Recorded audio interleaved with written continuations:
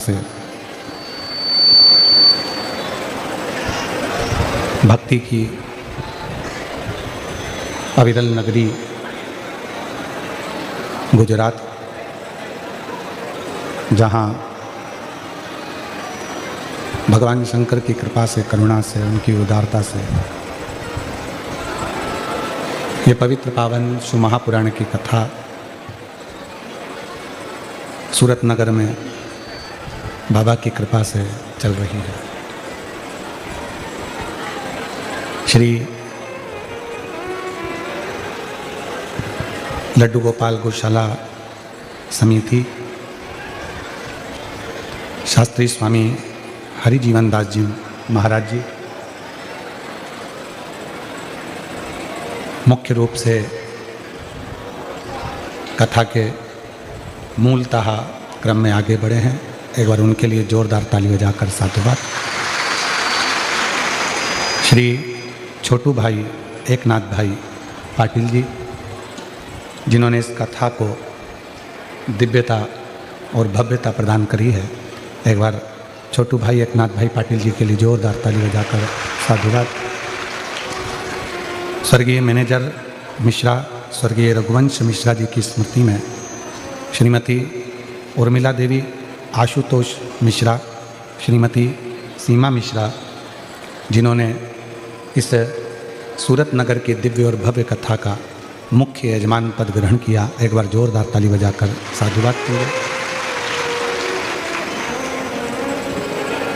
स्वर्गीय अकबर सिंह डरू सिंह सेंगर जी की स्मृति में श्रीमती बुद्ध कुमार जी, श्री लाल सिंह जी सेंगर, सुनील जी सेंगर, मितुल जी सेंगर सूरत गुजरात से हैं, जिन्होंने इस पवित्र पावन माघ महीने की सुमहापुराण कथा का मुख्य यजमान पद ग्रहण किया। एक बार उनके लिए भी जोरदार ताली बजाकर स्वागत, वंदन, अभिनंदन।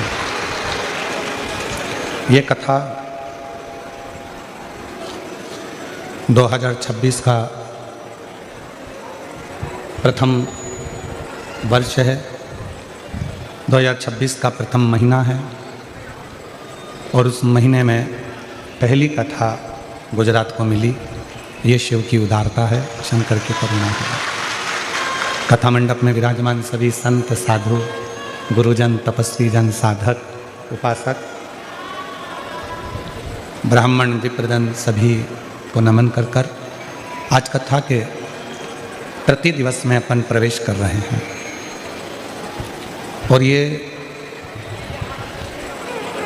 कथा केवल कथा नहीं है, कथा मंडप में ही विराजमान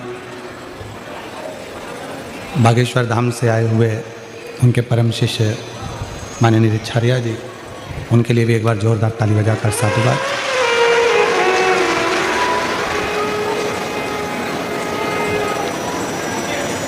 ये केवल एक शिव पुराण की कथा नहीं है। हम प्रतिदिन कथा को प्रारंभ करते हैं और प्रतिदिन एक ही बात आप लोगों के सामने प्रस्तुत करते हैं कि इसको केवल कथा ना समझा जाए, इसको केवल कथा नहीं समझना है आपको।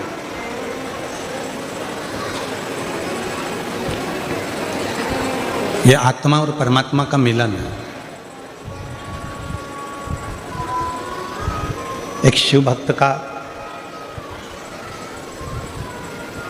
अपने देवादिदेव महादेव से मिलन इस शिव महापुराण की कथा के माध्यम से है।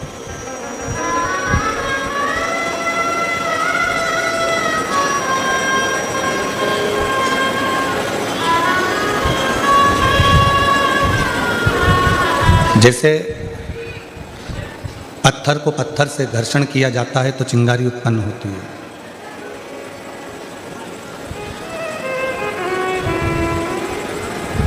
दही को मथा जाता है तो उसमें मक्खन की प्राप्ति होती है। हाथ की हथेली को थोड़ा सा घर्षण करते हैं तो भी अग्नि उत्पन्न होती है। वैसे ही जब ये शरीर भगवान देवादिदेव महादेव की पवित्र कथा में पहुंचता है और भगवान शिव की पवित्र कथा को जब वो श्रवण करता है, भगवान शंकर की पवित्र कथा का स्मरण करता है, सुनता है, श्रवण करता है, तब शिव भक्ति अपने आप हमारे भीतर प्रकट होती है।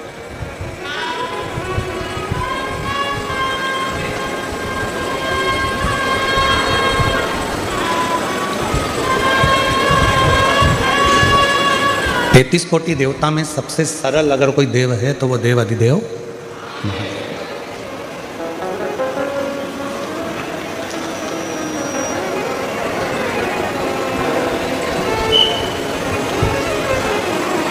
वैकुंठ का वास मिलना सरल है, घर में गाड़ी और बंगले का मिलना सरल है, जेवरात आभूषण माणिक मोती रतन ये सब मिलना सरल है, पर शिव महापुराण की कथा कहती है काशी का वास और शिव महापुराण का निवास ये दोनों कठिन है, बहुत।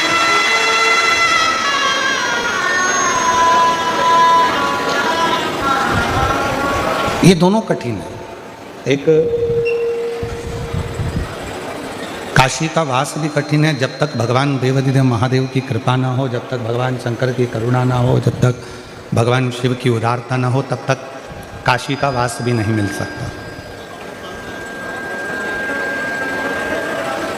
काशी का निवास नहीं मिल सकता। और ये आगे के चल रहा है।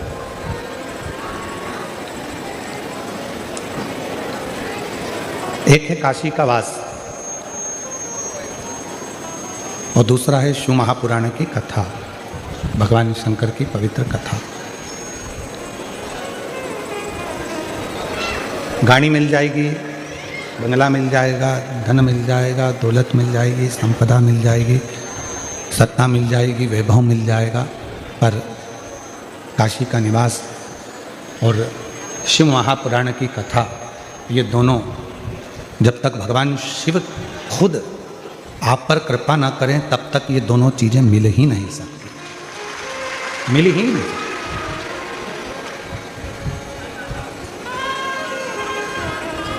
अब आप कितने किस्मत वाले हैं, कितने भाग्यशाली हैं, कितने आप पर भगवान की कृपा है, करुणा है, दया है कि आपको 7 दिन सूरत नगर में गुजरात की पवित्र भूमि पर बैठकर ये शिव महापुराण की कथा सुनने को मिल रही है, तो समझ लेना कि शिव जी ने आपका हाथ पकड़कर आपको मंजिल तक भेजने की तैयारी की है।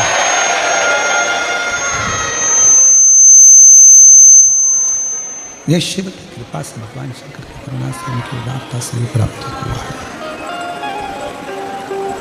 ये शिव कृपा ना करे तो जब तक कोई, भगवान शंकर अगर करुणा ना करें, कृपा ना करें, तो कोई शिव कथा तक और काशी तक नहीं पहुंच सकता।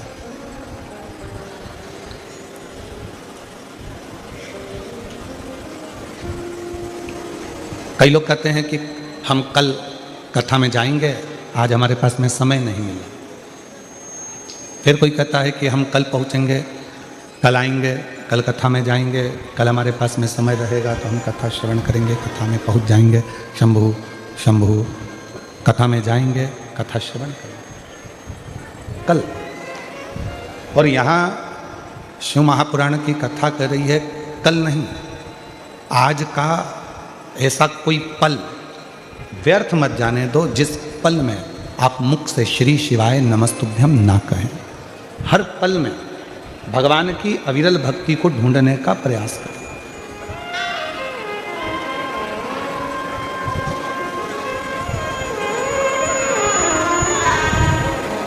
प्रत्येक पल में भगवान को खोजने का प्रयास करो, प्रत्येक पल में भगवान को पाने का प्रयास करो, प्रत्येक पल में शिव को प्राप्त करने का प्रयास करो, प्रत्येक पल में।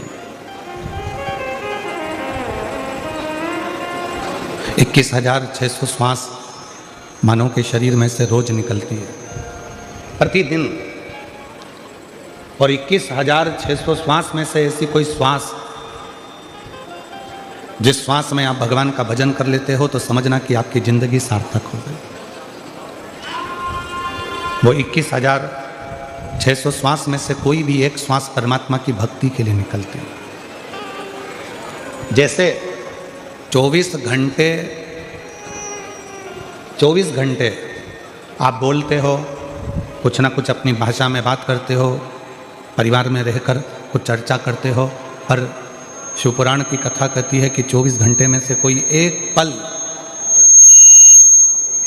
24 घंटे में से कोई एक पल हमारी वाणी का, हमारी जिह्वा का ऐसा होता है जिस पल में, जिस वाणी में सरस्वती हमारी जिह्वा पर विराजमान होती है।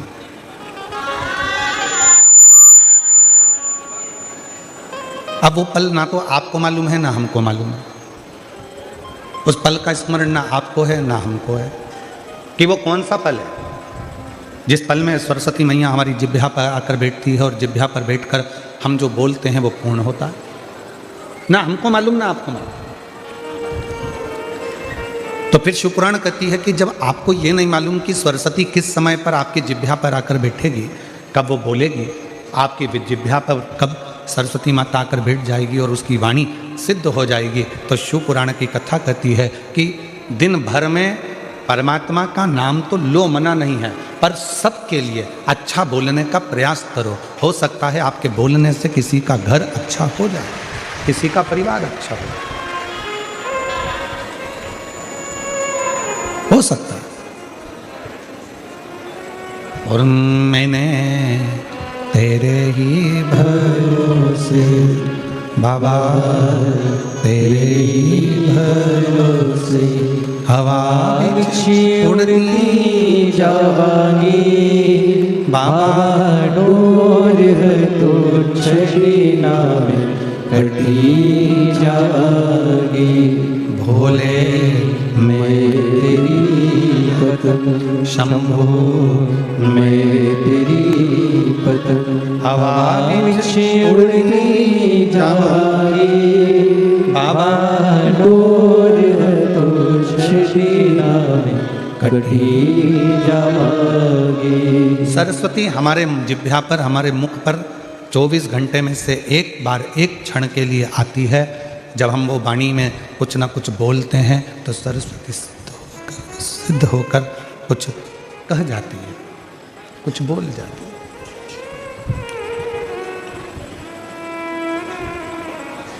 अब कब वो सरस्वती आएगी, कब वो वाणी निकलेगी, कब वो सरस्वती प्रकट होगी, कब वो वाणी निकलेगी, कब सिद्ध होगी।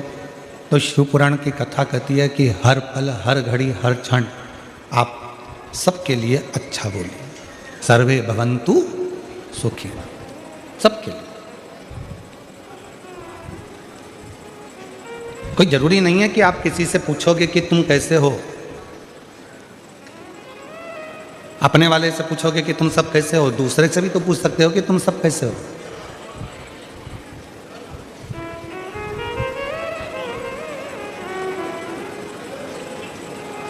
किसी से भी आप अपनी भाषा में अपने मिलने वाले से, परिवार से, कुटुंब से, अपने अड़ोसी से, पड़ोसी से, रिश्तेदार, नातेदार से भी तो पूछ सकते हो कि तुम कैसे हो।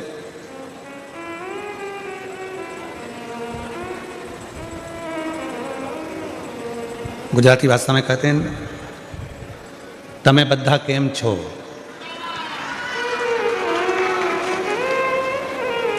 कोई जरूरी नहीं है कि हम हमारे परिवार वालों से पूछेंगे कि तुम कैसे हो। अपने पड़ोस को, अपने अड़ोस में रहने वाले, अपने पड़ोस में रहने वाले, अपने कोई मोहल्ले में, कॉलोनी में, सोसाइटी में रहता है, उसको आपकी दवा आप मत दो, उसको धन, आप उसको पैसा भी मत दो, नहीं चाहिए, परंतु इतनी प्रेम की वाणी तो बोल सकते हो ना कि तुम कैसे हो। कोई तकलीफ तो नहीं है। इतना तो कोई भी कह सकता है कि आप स्वस्थ रहें, खुश रहें, श्रेष्ठ रहें, आनंद में रहें। तुम्हें कोई तकलीफ तो नहीं, तुम्हें कोई कष्ट तो नहीं।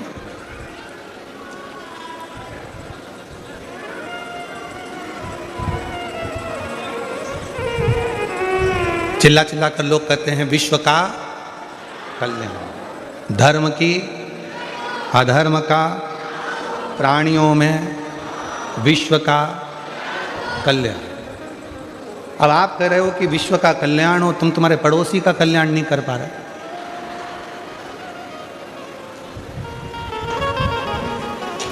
अपना कल्याण कर पा रहे हो, केवल अपना। अब इस कथा में ही देख लो ना, तुम दूसरी जगह तो जाने दो। खुद की पत्नी होगी, चल आगे बैठ, आगे बैठ, आगे बैठ, आगे बैठ। और पड़ोस वाली बेचारी बूढ़ी माँ हाथ जोड़ कर कह रही है, छोरा मुझे आगे बिठा दे। कहाँ व्यवस्था करूं, कैसे व्यवस्था करूं? नहीं है व्यवस्था, जाओ। अब चिल्ला चिल्ला कर कह रहे हैं विश्व का कल्याण हो। और जब विश्व के कल्याण की बात आती है तो सबसे पहले व्यक्ति अपना कल्याण देखता है, क्या अपना हो रहा है कि नहीं हो रहा है, अपने को लाभ मिल रहा है कि नहीं मिल रहा, अपने को फायदा मिल रहा है कि नहीं मिल रहा, पहले वो देख। पर 33 कोटि देवता में केवल एक देवाधिदेव महादेव ऐसे हैं जो विश्व कल्याण की कामना करते हैं। उन्होंने जहर पिया, अमृत दिया, अमृत देवताओं को दिया और खुद जहर पिया। पार्वती मैया ने पूछा था कि यह जहर पीना जरूरी है? शिवजी कहने लगे अगर ये जहर मैं नहीं पीऊंगा तो ये पूरी पृथ्वी जलकर भस्म हो जाएगी और विषैली हो जाएगी। विश्व का कल्याण करने के लिए मुझे ये जहर पीना पड़ेगा। अगर मुझे विश्व का कल्याण करना है तो ये जहर पीना जरूरी है और ये जहर मुझे पीना पड़ेगा।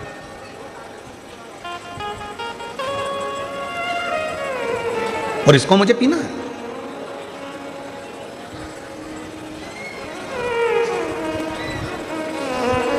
पर एक निवेदन और करूं इस व्यासपीठ से,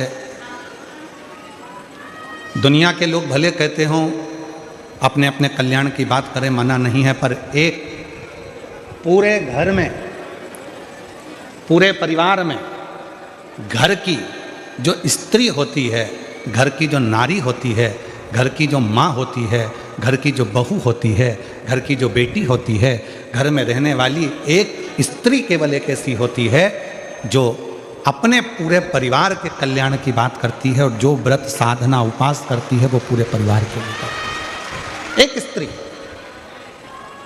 एक नारी, एक महिला, वो विश्व कल्याण की ही बात करेगी, वो संपूर्ण परिवार के कल्याण की बात करेगी।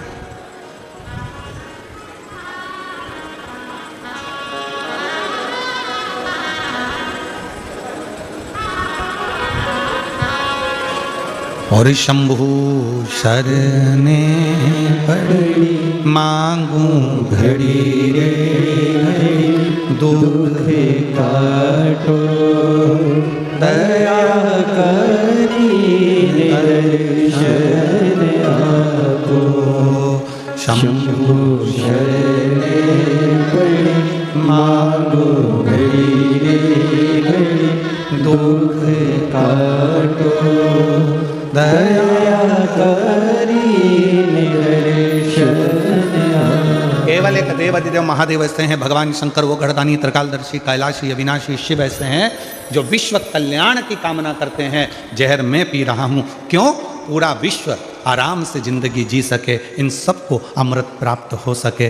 गले में सर्प मैं धारण कर रहा हूँ क्योंकि दुनिया के लोग इस सर्प को अपने घर में नहीं रख सकते। गंगा में धारण कर रहा हूं क्योंकि ये दुनिया के लोग इस गंगा को पहचान नहीं पाएंगे, इसलिए इसको अपने मस्तक पर रखना जरूरी है।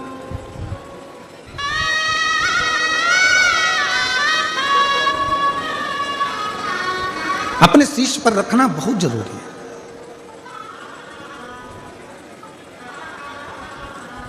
और किसका उद्धार मेरे शंकर भगवान ने नहीं करा? जरा विचार करिएगा। एक बड़ी सुंदर कथा शिव पुराण में आती है गजासुर की। गजासुर की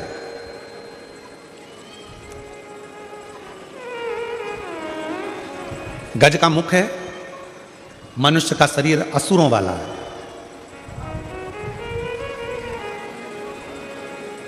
और एक बार उसके मन में आ गया था कि शिव की आराधना के सिवा कोई सार तत्व दुनिया का नहीं है, तो उसने असुर होने के बाद भी भगवान शंकर की आराधना करी, शिव की साधना करी। शिव साधना में डूबा वो, भगवान शंकर की आराधना में डूबा वो गजासुर। अब इतनी भगवान देवाधिदेव महादेव की आराधना में गजासुर हो गया, इतनी आराधना में डूब गया, साधना में डूब गया कि भगवान शिव को प्रकट होना पड़ा।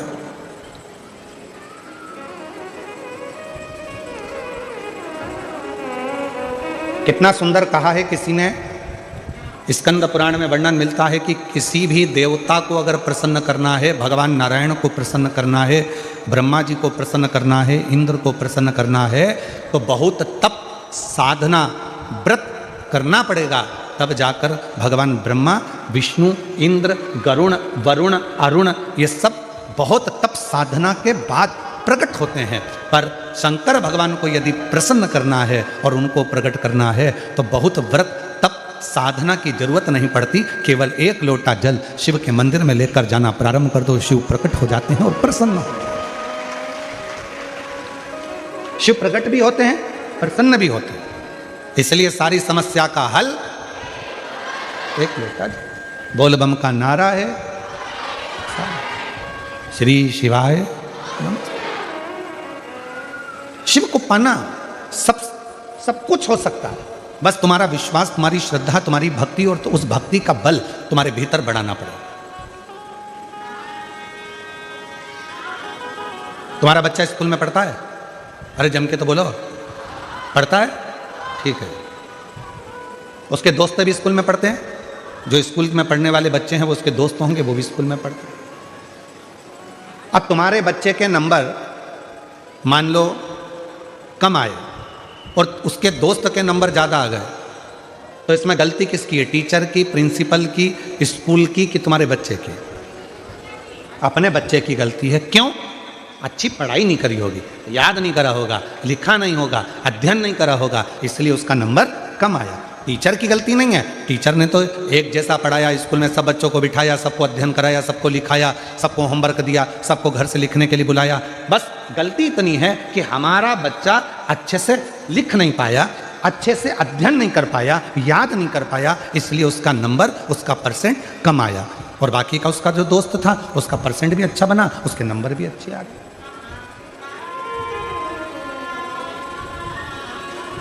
अब टीचर को तो आप दोष नहीं दे सकते, स्कूल को तो आप दोष नहीं दे सकते, प्रिंसिपल को आप दोष नहीं दे सकते। गलती बच्चे की है कि अच्छे से अध्ययन नहीं करा। परसेंट कब अच्छे नहीं आते? जब वो अच्छे से पढ़ता नहीं है, ध्यान नहीं देता है, अध्ययन नहीं करता, इसलिए उसका परसेंट घट जाता है। बस ये बच्चे की कथा नहीं, ये अपनी कथा है। अपन भी एग्जाम देने के लिए संसार सागर में आए हैं। जितना जितना मन लगाकर कर्म करेंगे, अच्छा कर्म करेंगे, अच्छा अध्ययन करेंगे और अच्छे से एग्जाम देंगे और सब अच्छे कर्म के साथ में लिखते हुए चलेंगे, तो निश्चित है भगवान का इसमें कोई दोष नहीं होगा। परसेंट लाना हमारे हाथ में है, परमात्मा तो कॉपी चेक कर कर रिजल्ट बना देगा। परमात्मा तो कॉपी चेक करेगा, रिजल्ट बना देगा। उसमें दोष वक्त से नहीं चल रहा, उसमें दोष उस टीचर का या प्रिंसिपल का नहीं है, उसमें दोष हमारा। आप आए नहीं और सुबह हो गई, मेरी पूजा की थाली धरी की धरी रे। आप आए नहीं और सुबह हो गई, मेरी पूजा की थाली धरी रे। ये आवाज यहाँ बड़ा रिटर्न में आप आए नहीं और सुबह हो गई, मेरी पूजा की थाली धरी गई। आप आते नहीं, अपराध बताते नहीं, आप आए नहीं, अपराध बताते नहीं, मेरी प्रार्थना में कौन सी कमी रही। आप आते नहीं और सुबह हो गई, मेरी पूजा की थाली धरी। ऐसी कौन सी प्रार्थना में कमी रह गई है जो परमात्मा आप आते नहीं हो? कमी किस में? हम में। भगवान में कमी नहीं है, भगवान तो तुरंत तैयार बैठा है। देखिए 33 कोटि देवता में केवल एक देवाधिदेव महादेव ऐसे हैं जिनके दरवाजे पर नंदी बैठा हुआ। बोलो बोलो, सही है कि गलत है? मतलब और माँ जगत जननी दुर्गा भवानी का जब भी दर्शन करोगे तो माँ शक्ति जगत जननी दुर्गा भवानी काय पर बैठी है? बोलो बोलो, जम के बोलो, शेर पर। गणेश जी के पास में कौन बैठा है? चूहा। कार्तिकेय के पास कौन बैठा है? मोर। मतलब शिव जी का पूरा परिवार एकदम तैयारी में बैठा है, एकदम तैयारी में। बाकी के अन्य सबको निकाल कर देखिए, अपने अपने वाहन किसी के करीब में नहीं होंगे, पर शंकर भगवान के पूरे परिवार का वाहन उनके पास में है। क्यों है? क्योंकि शंकर जी से एक बार पूछा पार्वती ने कि आप नंदी को अपने पास में रखते हो, मैं शेर को अपने पास रखती हूँ, गणेश जी चूहे को अपने पास रखते हैं, कार्तिकेय मोर को अपने पास रखते हैं, इनको अपने करीब में रात दिन रखना अच्छी बात है क्या? शंकर भगवान बोले कि ये संसार में रहने वाला प्रत्येक मनुष्य मेरी औलाद है, संतान है, इसको कब दुख आ जाए इस समय पर ये मुझे पुकारेगा तो मुझे दौड़ कर जाना पड़ेगा, नंदी पर चढ़ कर जाना पड़ेगा। और सुनो पार्वती, तुम जगत की माँ हो, तुम जगत जननी हो, तुम जगदम्बा हो, तुम अम्बा हो, और तुम्हें अगर तुम्हारा बेटा बुलाएगा तो तुम्हें दौड़कर जाना पड़ेगा, दौड़कर जाना पड़ेगा। वो हमारे शैलेंद्र भाई एक बहुत अच्छा भजन गाते हैं महाराज, उनके एक लाइन का स्मरण महाराज।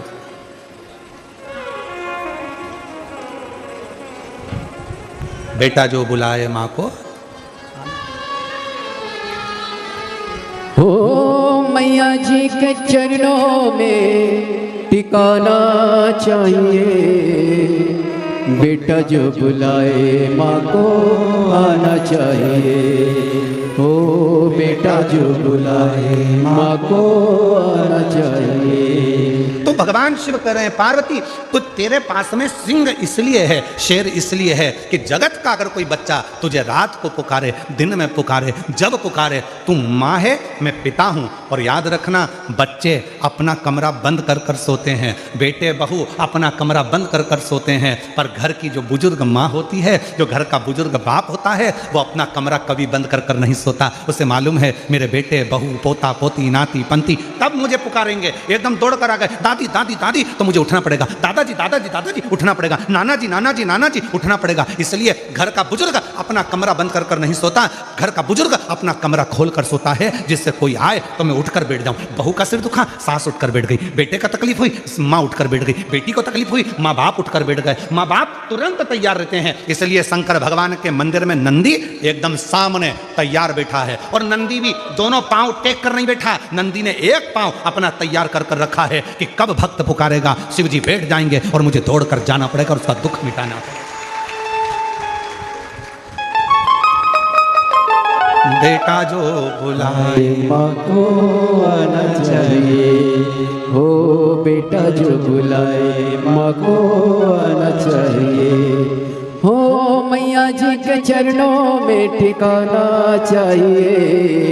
इसमें एक लाइन शैलेंद्र जी और जोड़े, मेरे बाबा जी के चरणों में ठिकाना चाहिए, बबुआ जब बुलाए बाबा आना चाहिए, बबुआ जब बुलाए बाबा आना चाहिए। प्रेम से बोलो जय माता, सारे बोलो जय माता, शेरा वाली जय माता दी, पहाड़ों वाली जय माता दी, मेहरा वाली जय माता दी, और बेटा जो बुलाए माँ को आना चाहिए। बस इसलिए मेरे शंकर भगवान नंदी को अपने सामने रखते हैं। माँ जगत जननी दुर्गा भवानी से, स्वयं माँ शेरावाली माता से एक बार माता लक्ष्मी जी ने पूछा, क्यों जगत जननी, हे दुर्गा भवानी, आप दिन रात शेर पर बैठी रहती हो? क्यों? मेरा शेर इसलिए तैयार रखती हूँ कि मेरी बेटी को, मेरे बेटे को ना जाने कौन सा दुख पड़ जाए और मुझे दौड़कर उसका कष्ट मिटाने के लिए जाना पड़ जाए, दौड़कर।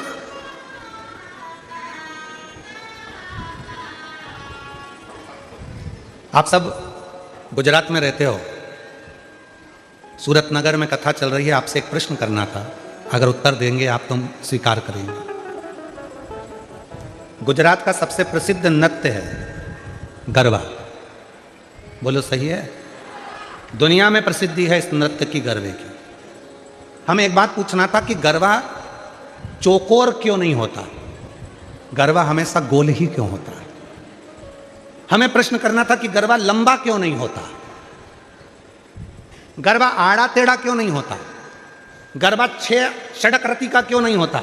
गरबा हमेशा, चाहे कितनी बड़ी भी फील्ड हो, कितना भी बड़ा भी ग्राउंड हो, पर गरबा हमेशा गोल क्यों होता है? हमें केवल एक प्रश्न का उत्तर मेरे गुजराती भाई बहनों से चाहिए, और उत्तर दें तो अच्छी बात है कि गरबा गोल क्यों होता है। और आप लोग तो करते रहे हो। और बेटा जो बुलाए माँ मको न चाहिए। अब आप लोगों में से कितने लोग गरबे में गए, जरा हाथ उठाओ जरा। नवरात्रि में गरबे में कौन कौन जाता है? सब जाते हो? धरो धरो धरो, रख लो तुम तो, रख लो। चलो तो अब तुम लोग जाते हो तो उत्तर जरा दीजिएगा कि गरबे में गोल क्यों घूमा जाता है, कारण क्या? महाराज, चौकोर में एक सिरा खत्म हो सकता है, लंबाई में एक सिरा खत्म हो सकता है, षडाकृति में एक सिरा खत्म हो सकता है, पर गोल आकृति में कोई सिरा खत्म नहीं होता। मतलब आस लगी रहती है कि मेरी जगत जननी जगदम्बा आएगी जरूर और मेरा दुखड़ा मिटाएगी। एक आस, और वो आस कभी जिंदगी में खत्म नहीं होना चाहिए।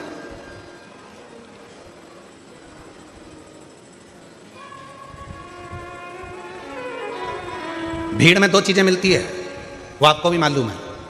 भीड़ में दो चीजें मिलती है, भीड़ में दो चीजें प्राप्त होती है। कौन कौन सी चीज मिलती है भीड़ में? एक मिलता है धक्का और दूसरा मिलता है धोखा। बोलो बोलो, सही है कि गलत है? भीड़ में, छोटू भाई, भीड़ में दो चीजें मिलती है, एक मिलता है धक्का और दूसरा मिलता है धोखा। निगाह हटी और दुर्घटना घटी। अभी थोड़ी देर के लिए पल्लू नीचे आया था और भीड़ में धक्का लगा और धोखा। छोटू भाई, मिश्रा जी कहाँ बैठा? हाँ मिश्रा जी, ध्यान देना जरा, बहुत अच्छी बात है, कथा के तत्व पर ध्यान दीजिएगा। भीड़ में दो चीजें मिलती है, एक मिलता है धक्का और दूसरा मिलता है धोखा। पर याद रखना, दुनिया की भीड़ में धक्का भी मिलेगा और धोखा भी मिलेगा, पर जब धर्म की भीड़ होती है तो उसमें धक्का मिल सकता है पर धोखा कभी नहीं मिल सकता। उसमें शिव तत्व प्रदान जरूर करता है, प्रदान करता। कई कई माताएं कहती है, गुरुजी हमारे देखो इतनी भीड़ थी, हमारी गले की चेन चली गई। अच्छा ईमानदारी से बोलो, जो नौकरी करने वाले हैं उनका प्रमोशन हो गया, तुम कथा सुनते सुनते पीछे से आगे आके बैठ गए, तुम्हारा प्रमोशन हो गया, पर चोट्टे का आज तक प्रमोशन नहीं हुआ। वो चोट्टा की चोट्टा ही दिया, उसका प्रमोशन नहीं हुआ। जिसकी चेन गई उसकी 2 तोले की ज्यादा बन गई, भगवान ने बनवा दी।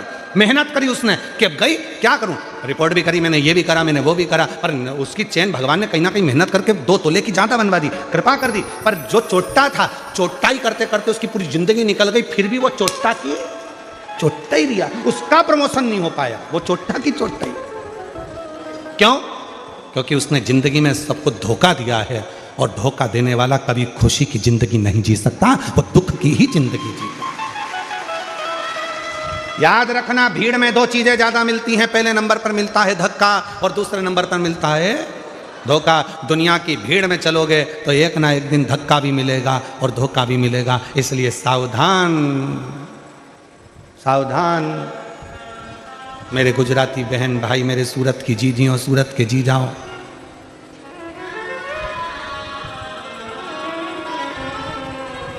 सावधान।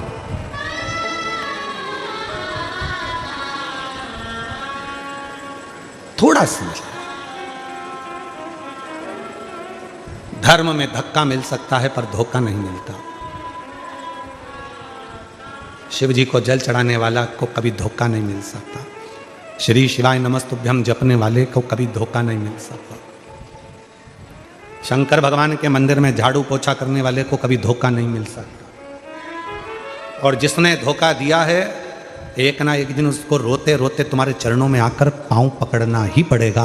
अगर शिव भक्त के साथ धोखा किया, शंकर के भक्त के साथ अगर धोखा हुआ है, तो फिर एक ना एक दिन तुम उसको चरण पकड़ेगा।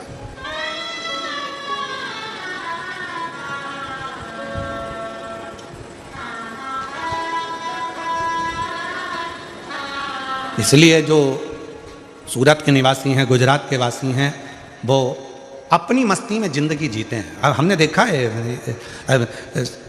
यहाँ गरबा करने वाली मेरी बहनों को, मेरी बेटियों को, मेरे बेटाओं को, मेरी जीजियों को, मेरे जीजाओं को भी हमने देखा। वो गरबा पास वाला कैसा कर रहा है उनको मतलब नहीं, वो तो अपना,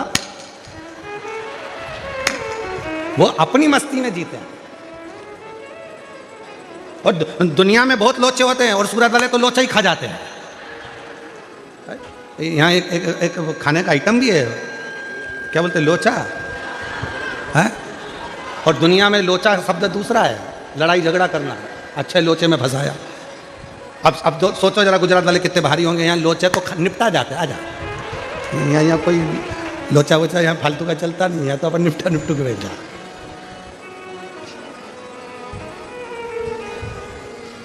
इसलिए महाराज शिव कथा कर रही है, भगवान शंकर का चरित्र कर रहा है शिव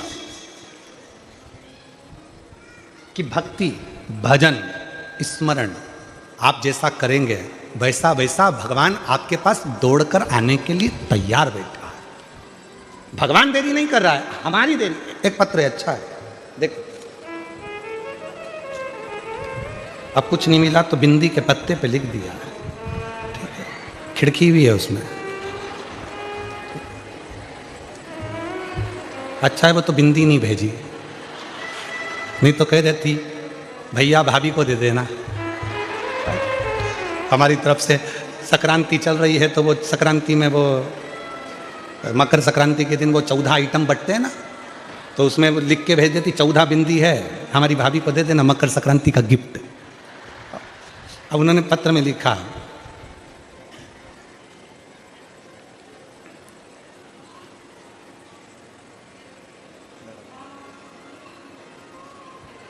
कजन क्या क्या, अब तुम जरा पढ़ो तो रे, सब पढ़ो, चलो पढ़ते जाओ। हम उंगली चला रहे हैं इसमें।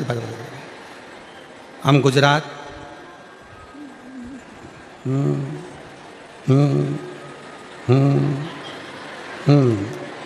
ठीक है, एक समझ में आ गया। गीता बेन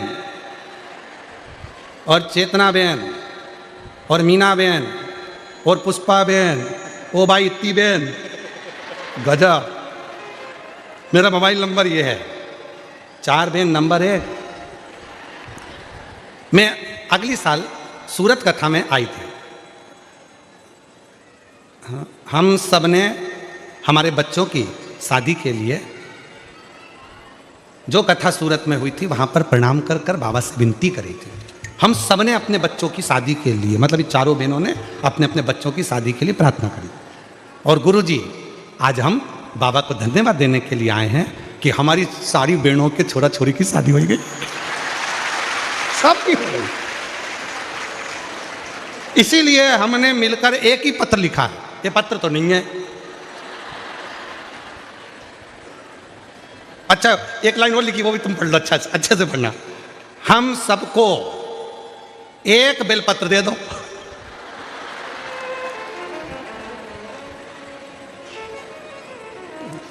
अच्छा आ जाओ, चारों आ जाओ, दूंगा एक ही,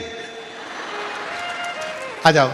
कौन कौन सी बहन है, चलो नाम पढ़ो। गीता बहन, चेतना बहन, मीना बहन, पुष्पा बहन, ये सब बहन जो है 4, परंतु गांव का नाम भी पढ़ लें, नहीं तो 4 बहन और कोई कोई आ जाए। तो ये पाटन जिला लिखा है क्या?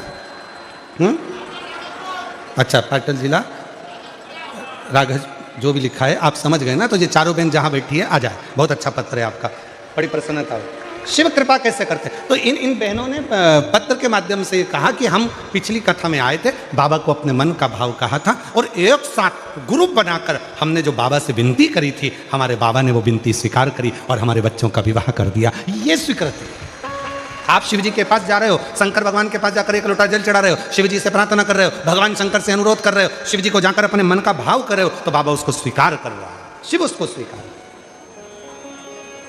इसमें टीचर की गलती नहीं है, बच्चे का परसेंटेज गड़बड़ हो रहा है, बच्चे की पढ़ाई गड़बड़ हो रही है, रिजल्ट ठीक नहीं आ रहा, तो इसमें टीचर की गलती नहीं है, गलती अपने बच्चे की है। उसी तरह हम रोज जल चढ़ा रहे हैं, हम शंकर जी के मंदिर रोज जा रहे हैं, हम शिव जी को रोज स्तुति कर रहे हैं, हम शिवपुराण की कथा भी सुन रहे हैं, हम पशुपति व्रत भी कर रहे हैं, हमने लिखा भी अच्छा, पढ़ा भी अच्छा, याद भी अच्छा करा, उसके बाद भी हमारा रिजल्ट अच्छा नहीं आ रहा, मतलब बाबा हमारी क्यों नहीं सुन रहा? मतलब याद रखना, इसमें टीचर की गलती नहीं है, उसका तो नंदी तैयार बैठा है, उसका तो शेर तैयार बैठा है, गलती हमारी है। कुछ ना कुछ हम याद नहीं कर पा रहे हैं, कुछ ना कुछ हम अच्छे से उसका स्मरण नहीं कर पा रहे हैं, इसलिए हमारा परसेंटेज डाउन हो रहा है और हमारा परमात्मा हमारा रिजल्ट ठीक नहीं निकाल। कोई चीज ऐसी रहती है जिसको बच्चे को सिखाना नहीं पड़ता है, सिखाना ही नहीं पड़ता। कितनी माताएं बैठी हैं जिनके बच्चे कोचिंग क्लास जाते हैं, ट्यूशन जाते हैं, पढ़ने जाते हैं? बोलो बोलो जल्दी हाथ उठाओ। सबके जाते होंगे ना, हमारे बच्चे भी जाते हैं ट्यूशन, उसमें कौन सी दिक्कत बात है? उसमें शर्माना मरवाना नहीं चाहिए हो। सबके बच्चे ट्यूशन जाते हैं, सबके बच्चे कोचिंग जाते हैं। बच्चे को अच्छा पढ़ना है, कोचिंग क्लास जाना पड़ेगा, उसको सिखाना पड़ेगा। लैपटॉप चलाना है तो भी उसको सिखाना पड़ेगा, गाड़ी चलाना है तो भी उसको सिखाना पड़ेगा, मशीन चलाना है तो भी उसको सिखाना पड़ेगा। केवल एक चीज ऐसी है जो बच्चे को सिखाना नहीं पड़ता, वो है मोबाइल।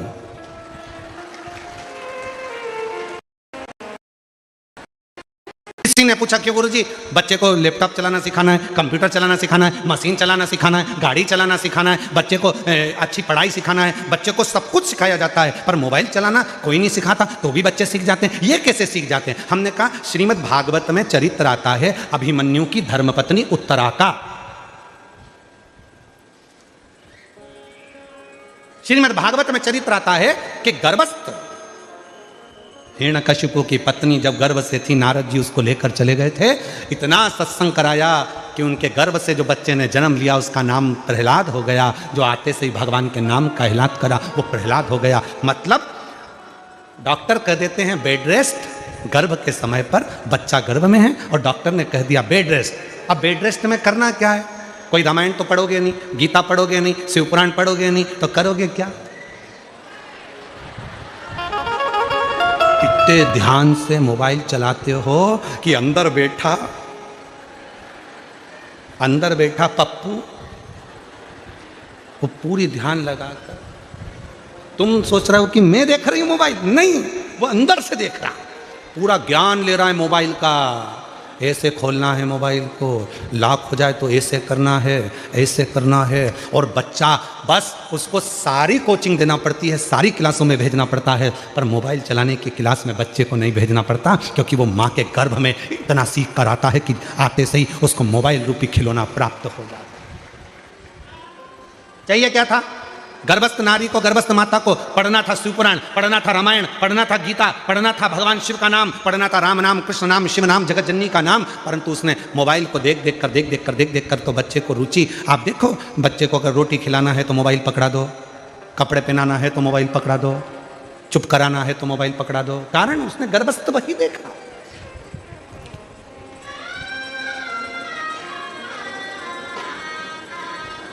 इसलिए मेरी जीजियों, मेरे जीजाओं, मेरी बेटियों, बेटाओं, मेरे बुजुर्ग माँ बाप, हाथ जोड़ निवेदन करूं आप सबसे कि अपने घर की बहुओं का जब जापे का समय हो, गर्भस्थ समय हो, मेरी जीजियों, तुम्हारी सास भले तुमसे ना कहे, तुम्हारा ससुर तुमसे ना कहे, तुम्हारा पति तुमसे ना कहे, फिर भी अगर गर्भ में बच्चा हो तो थोड़ी देर भगवान की अच्छी अच्छी किताबें पढ़ा करो। हमारे राष्ट्र के सैनिकों का चरित्र पढ़ा करो, राष्ट्र रक्षकों का चरित्र पढ़ा करो, जिससे हमारा बच्चा जन्म ले तो छत्रपति वीर शिवाजी और महाराणा प्रताप जैसा जन्म।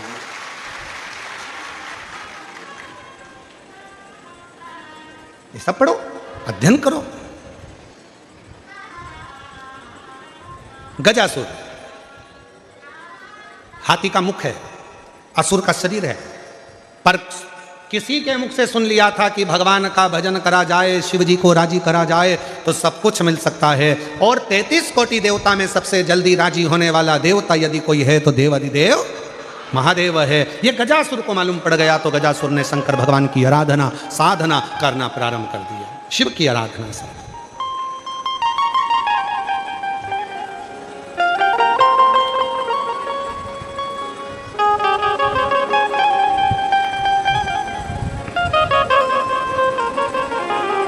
और महादेव नमन चरणों में स्वीकार कीजिए, सबका किया है मेरा भी उद्धार कीजिए, उद्धार कीजिए।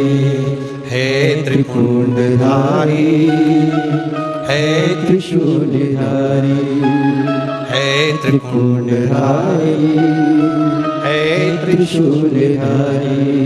चरणों में तेरे बाबा जी पावन है चारों धाम, चरणों में तेरे बाबा जी पावन है चारों धाम। तेरी देव करते वंदना, पूजे सीतारा, हो जाए पूरी कामना, हो जाए पूरी कामना। उपकार कीजिए सबका किया है मेरा भी उद्धार कीजिए, उद्धार कीजिए। हे त्रिपुंडधारी, हे त्रिशूलधारी। सब पर कृपा करता है, जिस भावों से जो पुकारता है उस पर करुणा करता है। गजासुर ने तपस्या करना प्रारंभ कर दी, भगवान शिव प्रकट हो गए, मांग ले तुझे क्या चाहिए, क्या दिया जाए तुझको। गजासुर ने कहा आप कौन हो? भगवान बोले जिसको तूने पुकारा है मैं वही हूं। शिव जी हाँ, पर मैंने तो सुना था कि आप इतनी जल्दी आते ही नहीं हो। मैंने तो ये सुना था कि आप इतनी जल्दी आते नहीं हो। शंकर भगवान बोले बुलाने वाले में अगर सामर्थ्यता है और वो दिल से अगर मुझे बुलाता है तो आने में मुझे समय नहीं लगता, मैं दौड़ कर चले आता, दौड़ कर। आहूं में असर होगा, घर बैठे बुलाने। अगर कोई बुलाने वाला है, अगर किसी ने मन बना लिया कि मुझे शंकर को पाना है, शिव से यह कार्य सफल कराना है, शंकर भगवान मेरा यह कार्य सफल करेंगे, मतलब मुझे जाना पड़ेगा। अगर उसका विश्वास पक्का है तो एक पत्र है, देखिए महाराज।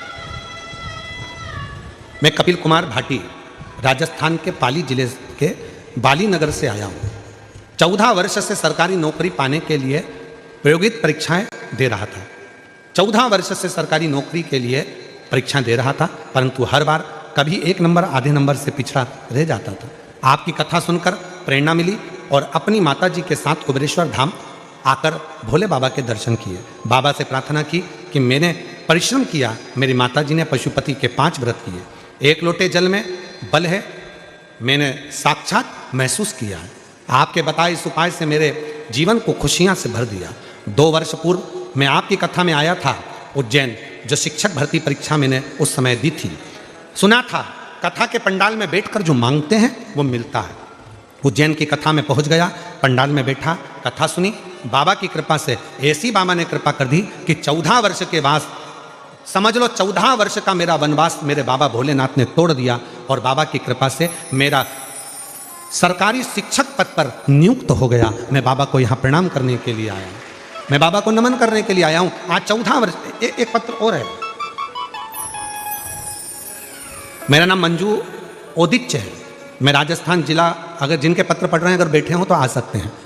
मेरा नाम मंजू ओदिच्य है, मैं राजस्थान जिला उदयपुर से रहती हूँ। मेरी उम्र 38 साल की है। मेरी माता ने मुझे आपके बारे में बोला।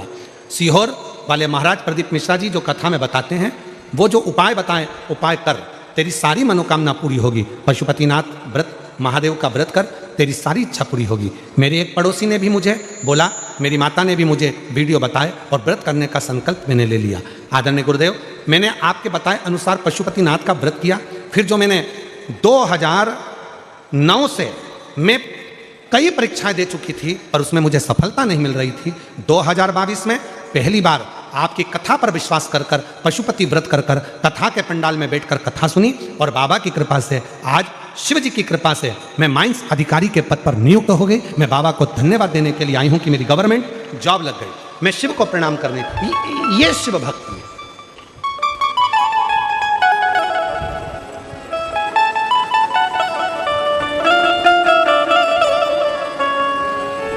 भूमि का प्रताप क्या है? कितना प्रबल प्रताप होगा भूमि का, जरा विचार करिएगा।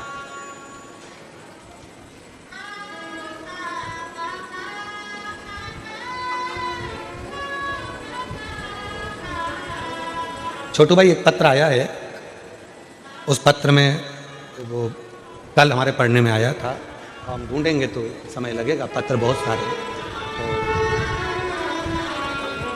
तो उस पत्र में एक बड़ी सुंदर बात लिखी थी सूरत कथा की। कहा, गुरुजी, ये सूरत में जो कथा चल रही है 2026 के जनवरी महीने में, पहली कथा 2026 की है। इस कथा का उत्साह इतना ज़्यादा है जनमानस में, कहा कि किसी के यहाँ जाकर नहीं कहना पड़ा कि आप कथा में आना, और सबको सूचना थी, सबके घर में मेहमान आकर रहने लगे। और आज हमारा पूरा क्षेत्र ऐसा हो गया जैसे घर घर में शिव आकर विराजमान हो गया। ये पत्र है।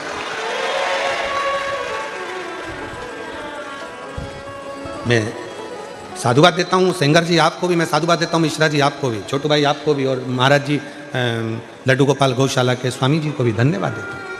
सहजता सरलता से है।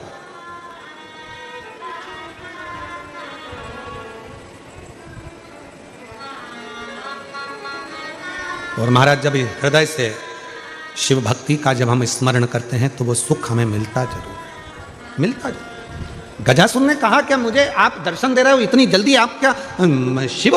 हाँ, तो मैंने तो सुना था कि आपको आने में बहुत समय लगता है, आप इतनी जल्दी आते ही नहीं हो। शंकर भगवान बोले बुलाने वाला चाहिए, मैं आ जाता। कौन मना करता है कि मैं नहीं आता, मैं तो आ जाता।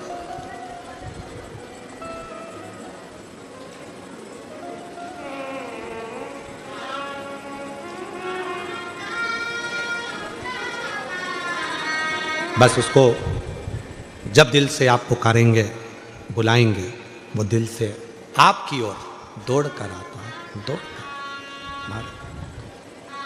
और सुन के भक्तों की पुकार हो के नंदी पे सवार काशी नगरी से आयो ये मेरे भोलेनाथ। सुन के भक्तों की पुकार हो के नंदी पे सवार काशी नगरी से आए है मेरे भोलेनाथ। सुन के भक्तों की पुकार हो के नंदी पे सवार काशी नगरी से आए है मेरे भोलेनाथ।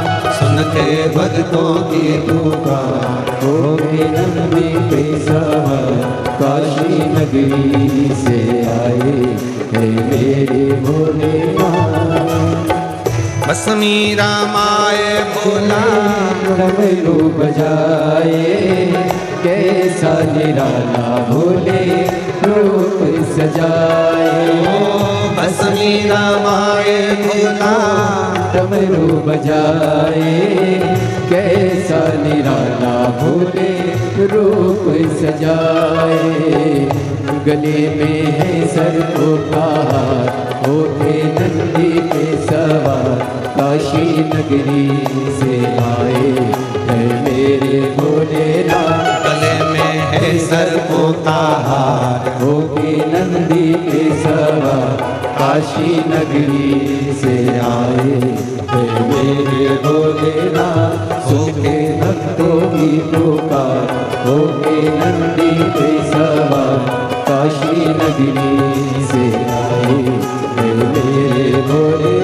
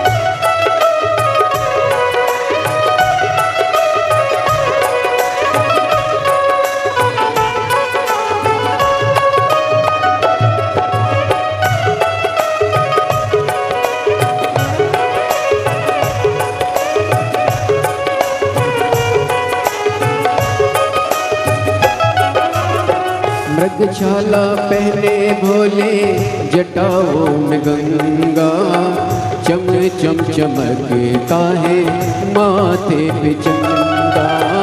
मृगशाला पहने भोले जटाओं में गंगा, चम चम चमकता है माथे पे चंदा। मृगशाला पहने भोले जटाओं में गंगा, चम चम चमकता है माथे पे चंदा। मृगशाला पहने भोले जटाओं में गंगा, चम चम चमकता है माथे पे चंदा। हो गौरा मैया करे सिंगार, हो गए नंदी पे सवार, काशी नगरी से आए मेरे भोलेनाथ। मैया करे सिंगार, हो गए नंदी पे सवार, काशी नगरी से आए मेरे भोलेनाथ। सुनते भक्तों की पुकार, हो गए नंदी पे सवार, काशी नगरी से आए मेरे भोलेनाथ।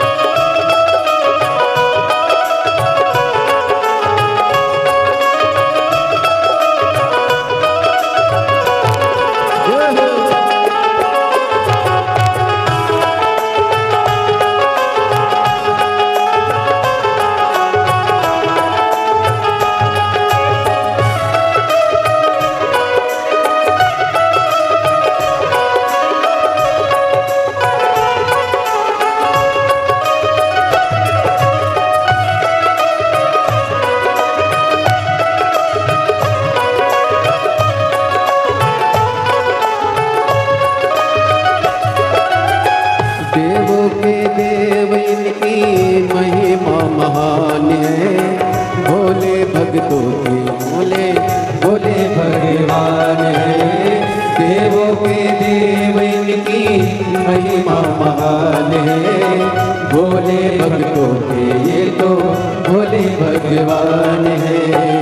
वो करने भक्तों का उद्धार, होके नंदी पे सवार, काशी नगरी से आए मेरे भोलेनाथ। सबके भक्तों की पुकार, होके नंदी पे सवार, काशी नगरी से आए मेरे भोलेनाथ। सुन के भक्तों की पुकार, होके नंदी पे सवार, काशी नगरी से आए मेरे भोलेनाथ। सुन के भक्तों की पुकार, होके नंदी पे सवार, काशी नगरी से आए मेरे भोलेनाथ। सुन के भक्तों की पुकार, होके नंदी पे सवार, काशी नगरी से आए मेरे भोलेनाथ।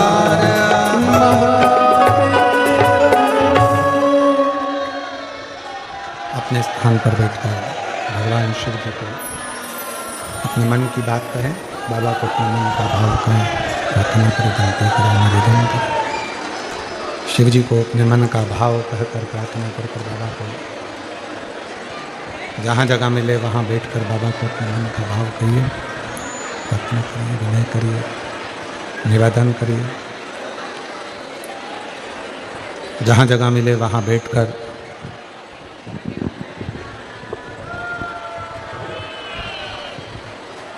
शिव जी को अपने मन का भाव कहें। एक कथा जो सूरत में चल रही है 10 जनवरी को विराम हो जाएगी। 16 जनवरी से 22 जनवरी तक 1 बजे से 4 बजे तक लेप्रेसी ग्राउंड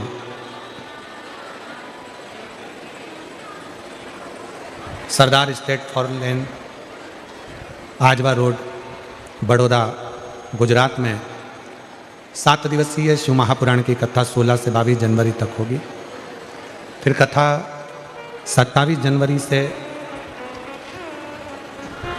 31 जनवरी तक प्रयागराज की पवित्र धरा पर त्रिवेणी संगम में माघ मेले में 5 दिवसीय शिव महापुराण की कथा होगी सतुआ बाबा शिविर पर। उसके बाद में फिर कथा 11, 12, 13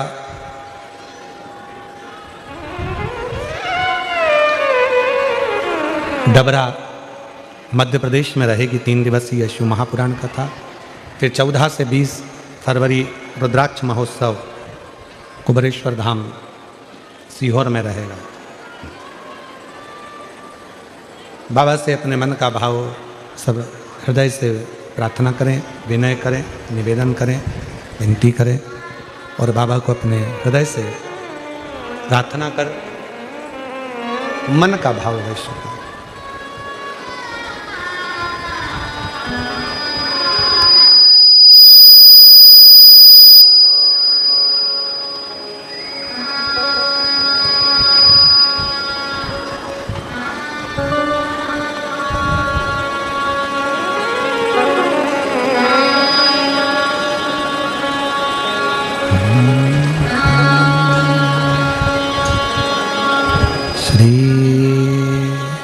शिवाय नमस्तुभ्यं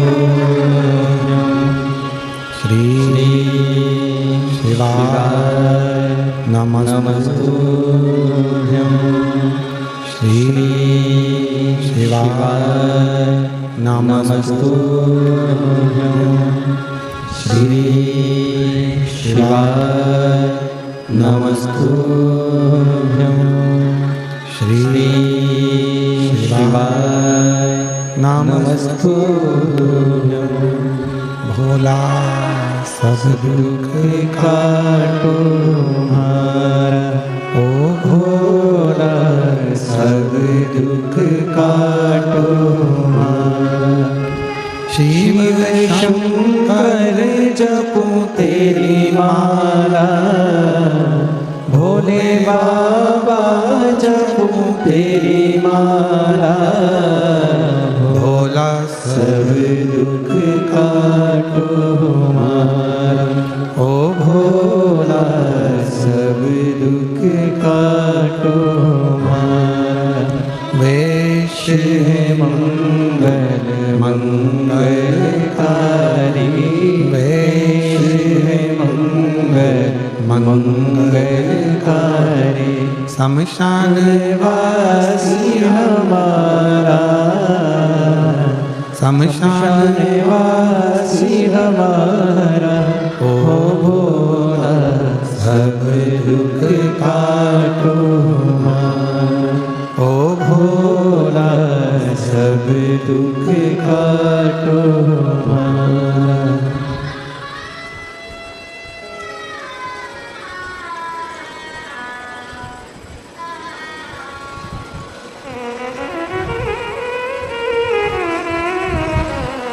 बाबा देवादिदेव महादेव भगवान शिव उघड़दानी त्रिकालदर्शी कैलाशी अविनाशी भगवान शंकर की पवित्र कथा कर रही है। शिव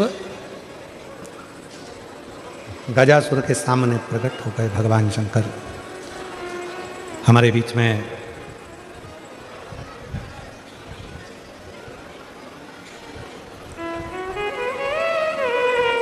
जय जय श्री राधे।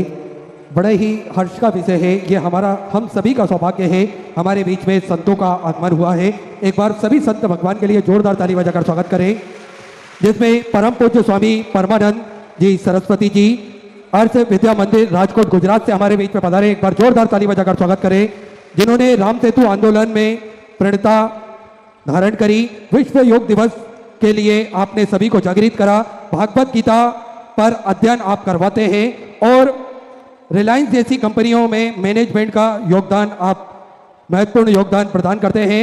साथ में हमारे बीच में पधारे हैं श्री स्वामीनारायण मंदिर बड़ताल धाम से सभी संत भगवान पधारे हैं, जिसमें परम पूज्य स्वामी जी संत वल्लभ दास जी चेयरमैन बड़ताल धाम से हमारे बीच में पधारे हैं। एक बार जोरदार ताली बजाकर स्वागत करें।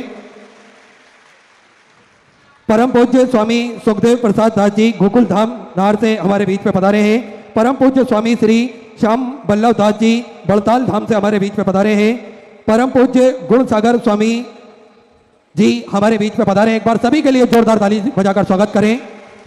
बहुत बहुत स्वागत वंदन पूज्य गुरुदेव का, जो इस पवित्र पावन भूमि सूरत गुजरात में जो कथा चल रही है उसमें आपका दिव्य आगमन हुआ। एक बार जोरदार ताली बजाकर संतों का पुनः पुनः प्रणाम साधुवाद।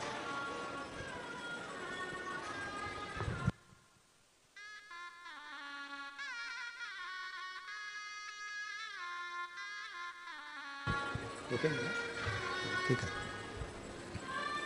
गजासुर की कथा कर रही है महाराज। हाथी का मुख है और शरीर असुर का मनुष्य का देह बना हुआ है,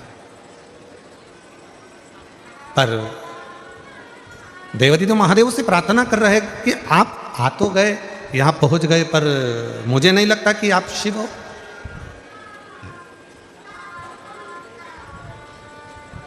मुझे नहीं लगता कि आप शिव हो। इतने समय से मैं पुकार रहा हूं, इतने समय से मैं आवाज लगा रहा हूं, पर आप इतनी जल्दी। मैंने सारे देवताओं की आराधना करी, ब्रह्मा जी की आराधना करी, भगवान नारायण की आराधना करी, इंद्र की आराधना करी, गरुण वरुण सबकी आराधना करी, पर आए नहीं, और आप इतनी जल्दी आ गए। ये थोड़ा विचारणीय है, सोचनीय है। कैसे आना हुआ? शिव जी बोले कि आपने साधना करी है, तप करा है, और ऐसा नहीं है कि मैं जल्दी नहीं पहुंचता। शिव महापुराण की कथा कहती है, भगवान शंकर कहते हैं कि मुझे केवल हृदय से भाव से जो पुकार लेता है मैं तुरंत पहुंच जाता हूं। आ जाइए, तुरंत पहुंच जाता हूं।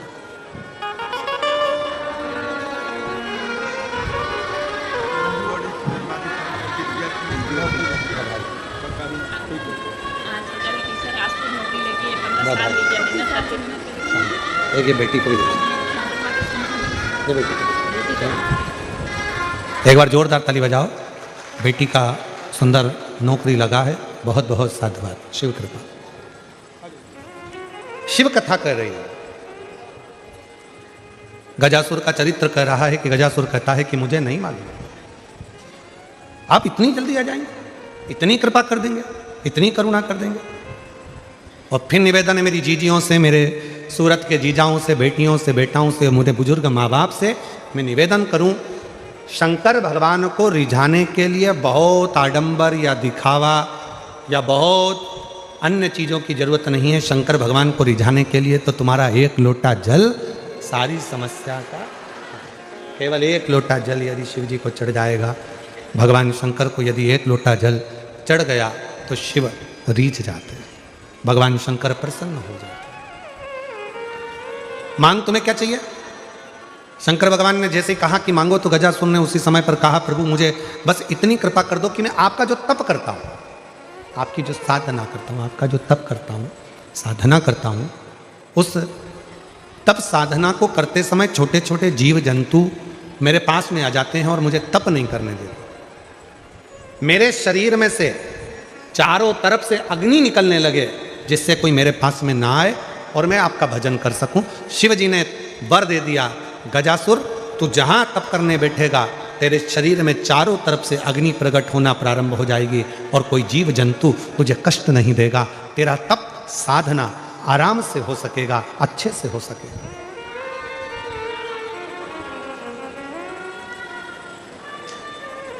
आप लोग व्रत करते हो? बोलो तो जम के। कोई सा भी करते हो? हफ्ते में, महीने में, 15 दिन में, 20 दिन में, 6 महीने में, साल भर में, कभी तो करते होगे। करते हो? तुम करते हो पक्के में? पर शिव पुराण तो कहती है कि मनुष्य में इतनी सामर्थ्यता ही नहीं है कि वो व्रत कर सके। शिव महापुराण की कथा कहती है कि संसार का कोई मानव किसी भी देवता का व्रत कभी नहीं कर सकता। व्रत कब करता है? जब वो देवता स्वयं उसके हृदय में विराजमान होकर उस व्रत को सफलता देना चाहता है, तब जीव उस व्रत को कर पाता। एकादशी का व्रत करोगे, स्वयं नारायण अगर आपके अंदर विराजमान है और वो कृपा करेंगे तो व्रत हो पाएगा, नहीं तो दिन भर में कहीं ना कहीं फिर वही लोचा आ जाए और व्रत चला गया।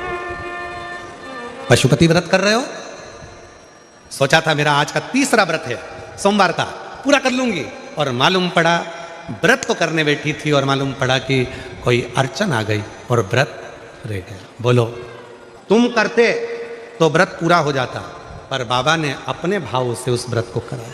बाबा उसकी मर्जी, और तेरी कृपा बिना न हिले एक भी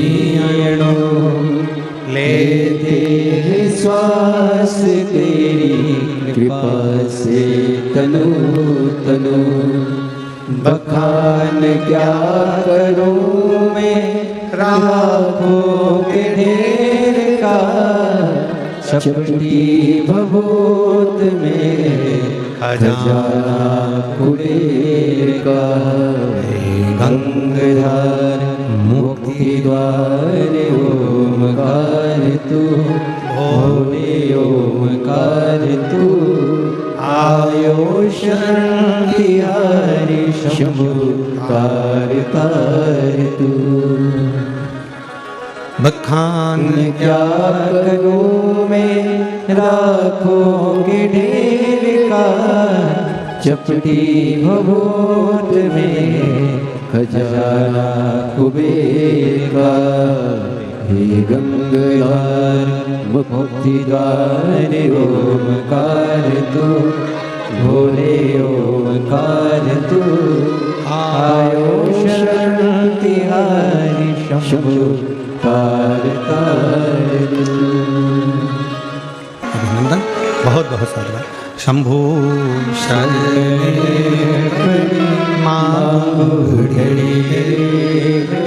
दुख काटो, दया करीन दर्शन आपको।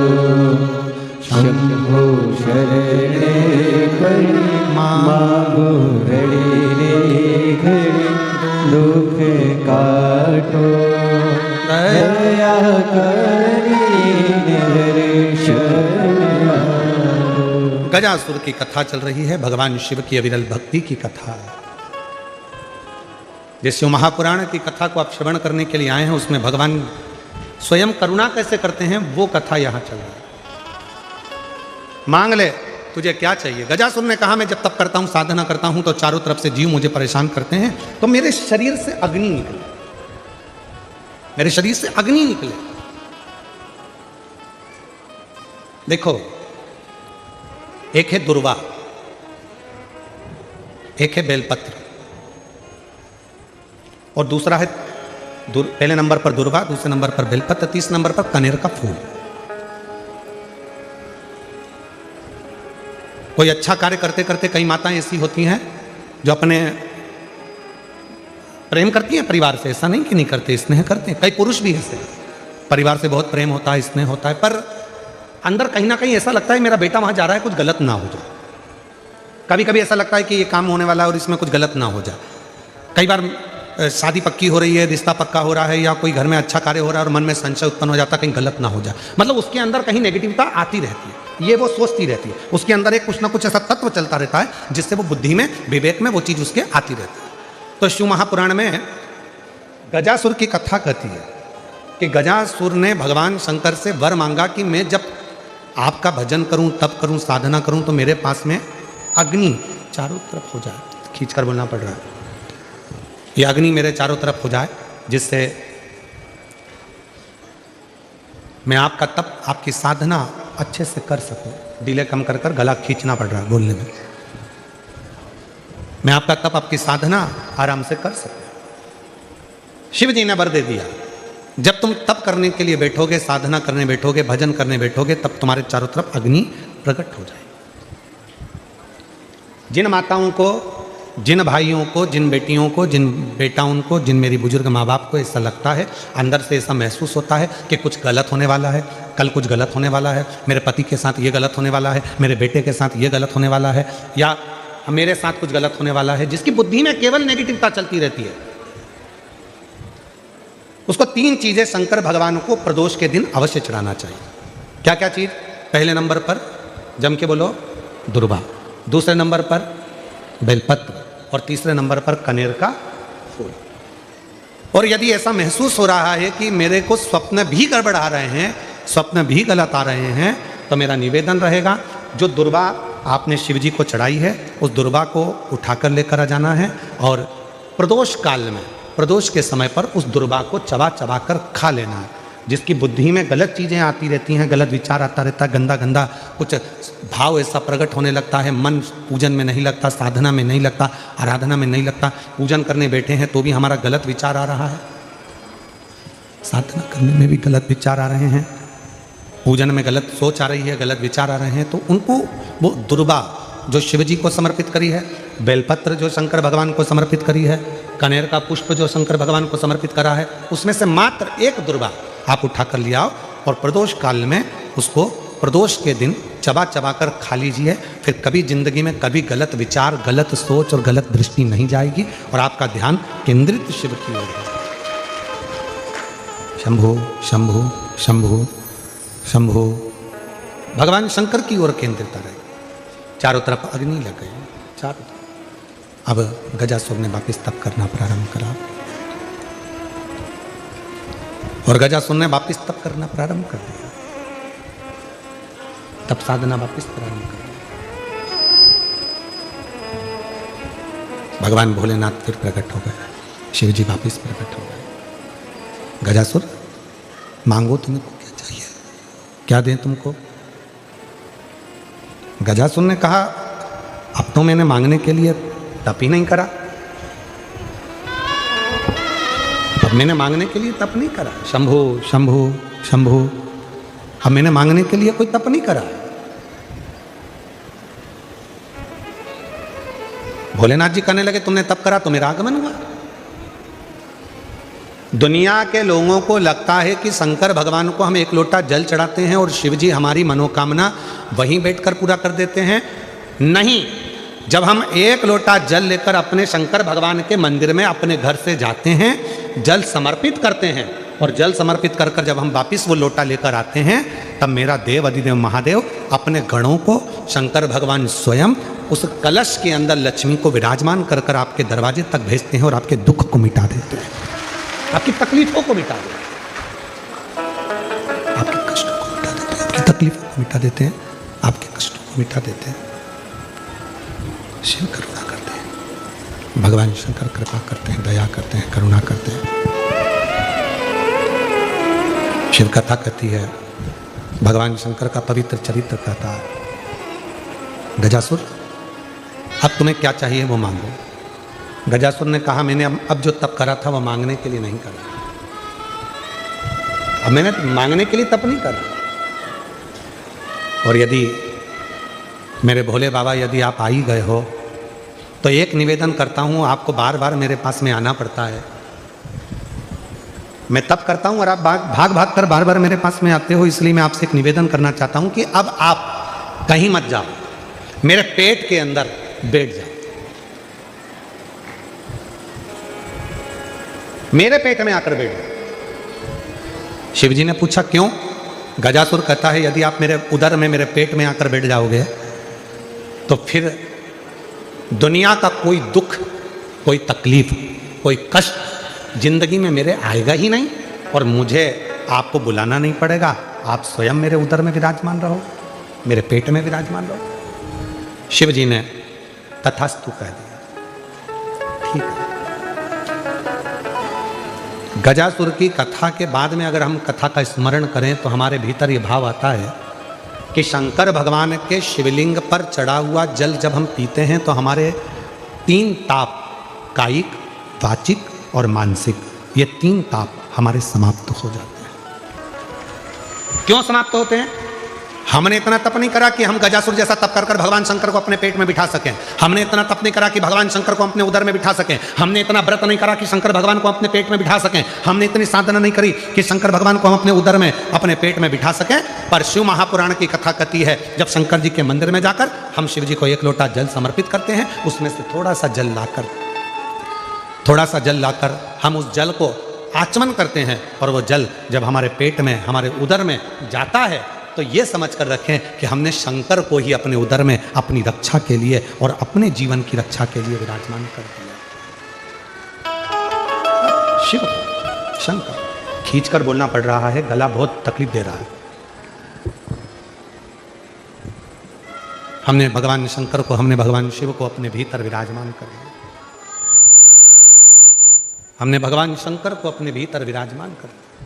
इसलिए मेरी जीजियों से, मेरे जीजाओं से, मेरी बेटियों से, बेटाओं से, मेरे बुजुर्गों से निवेदन है, शिव जी को जल चढ़ाने जाओ तो जल थोड़ा सा आचमन जरूर करो।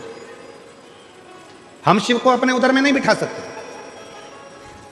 हम भगवान शंकर को अपने पेट में, अपने उदर में विराजमान नहीं कर सकते, पर वो आचमन करने के बाद हम शंकर भगवान को अपने उदर में, अपने गर्भ में बिठा सकते। शिव को बिठा सकते, शंकर भगवान को बिठा सकते। गजासुर के पेट में, गजासुर के उदर में भगवान शिव विराजमान हो गए, बैठ गए। पूरे तीनों लोकों में हाहाकार मच गया कि शंकर भगवान है ही नहीं। शिव को ढूंढो, भगवान शंकर को खोजो। सब गए खोजने। आज मां जगत जननी पार्वती की आंख में से आंसू बह रहा है कि मेरे प्रभु कहां चले गए, मेरे ओघड़दानी, मेरे शंकर भगवान, मेरे शंकर कहां चले गए, मेरे शंकर गए कहां। भगवान विष्णु ने माता पार्वती जी को निवेदन करा, मां आप क्रोध नहीं करना, आप क्रोध मत करना मां, मुझे मालूम है मेरे बाबा देवादिदेव महादेव कहां पर हैं। तो कहां? तो कहा गजासुर के पेट में भगवान शंकर विराजमान, गजासुर के पेट के अंदर बैठे, उदर में बैठे। पार्वती जी ने कहा तो फिर वो मिलेंगे कैसे, कैसे प्राप्त होंगे, उनको मैं पाऊंगी कैसे, उनको प्राप्त कैसे करूंगी, वो मिलेंगे कैसे मुझको, उनको मैं प्राप्त कैसे करूंगी, मिलूंगी कैसे मैं। भगवान नारायण ने कहा कि आप चिंता मत करो, उनको मैं लेकर आऊंगा। भगवान नारायण ने नंदी को बुलाया, और नंदी को बुलाकर भगवान विष्णु जी ने 3 दिन तक नंदी को पूरी ट्रेनिंग दी नाचने की। और नाचने की ट्रेनिंग इसलिए दी कि मैं तुझे नचाते नचाते लेकर जाऊंगा मदारी का रूप रखकर, और गजासुर के राज्य में पहुंचकर तुम अच्छा अच्छा नृत्य दिखाना, तो वहां के लोग जाकर गजासुर को सूचना देंगे, और गजासुर के पास जब अपन पहुंचेंगे, गजासुर के सामने तुम नृत्य करना, और गजासुर जब प्रसन्न हो जाएगा तब गजासुर से अपन शंकर जी को मांग लेंगे। नंदी प्रसन्न हो गया, इससे अच्छा काम और क्या हो सकता है। ठीक है प्रभु, आप तैयारी करो। भगवान नंदी 3 दिन तक भगवान नारायण जी से पूरी ट्रेनिंग लेने लगे, पूरी ट्रेनिंग करते हैं। और फिर भगवान एक सुंदर ग्वाले का रूप रखकर, एक सुंदर हाथ में बंसी पकड़कर और ग्वाले का रूप रखकर भगवान नारायण नंदी की डोरी को पकड़कर सीधे गजासुर के राज्य में पहुंच जाते हैं। गजासुर के राज्य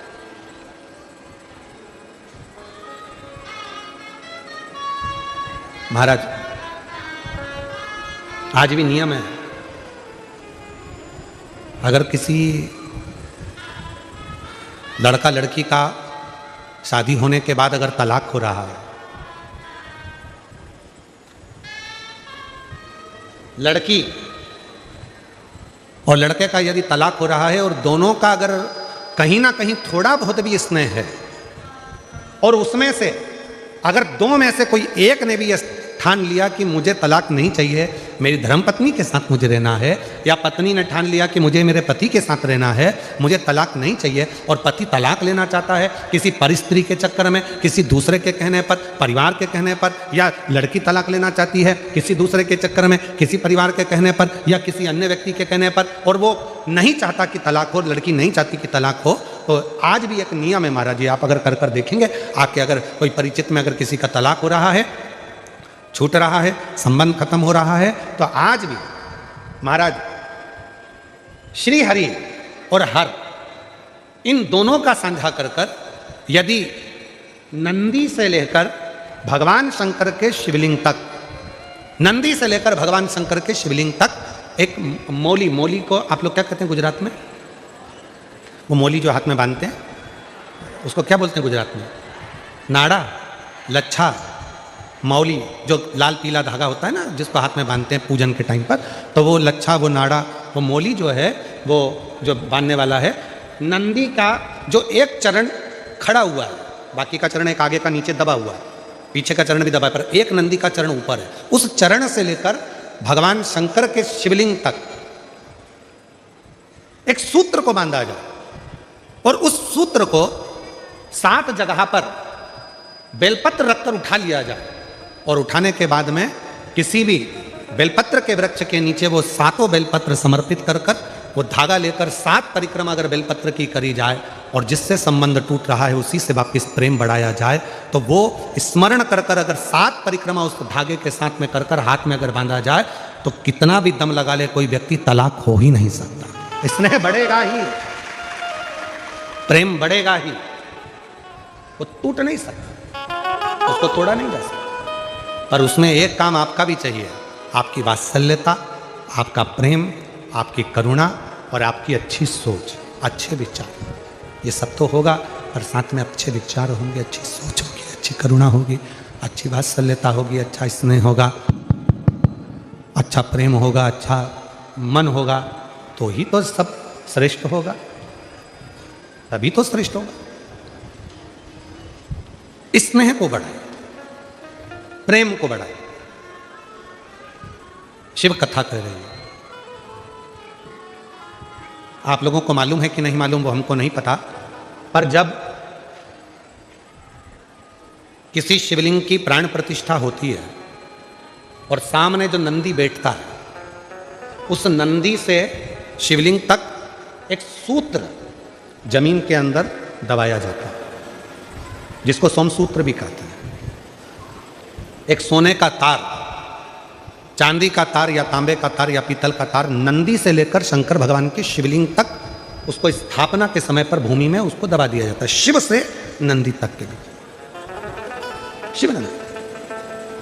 कई लोग पूछते हैं गुरुजी इस तार का इतना महत्व क्यों होता है, क्या कारण होता है कि इस तार को दबाया जाता है, इस सोमसूत्र को लगाया जाता है, आखिर इसका इतना महत्व क्यों होता है, क्या कारण है इसका? इसका कारण केवल एक होता है कि यदि मान लो कोई व्यक्ति शंकर भगवान के शिवलिंग में जाकर जल नहीं चढ़ा पाया, कोई शंकर जी के शिवलिंग तक नहीं पहुंच पाया और मंदिर के बाहर से भी अगर वो निकल कर चले गया और उसके मन में कोई कामना आ गई तो वो नंदी के कानों में पड़ जाती है और नंदी उसको शंकर भगवान तक कह देते हैं और व्यक्ति का कार्य सफल होना प्रारंभ होता है। सूत्र की इतनी प्रधानता, सूत्र की इतनी महत्व। बोल बम का नारा है, जम के बोलो जरा, बोल बम का नारा है श्री शिवाय। उस सूत्र का इतना महत्व है। अब भगवान नारायण ने नंदी को डोरी से बांध लिया। अब डोरी से बांधना कोई साधारण, शिव डोरी से बंधे हैं समझे, नंदी डोरी से, और ले गए।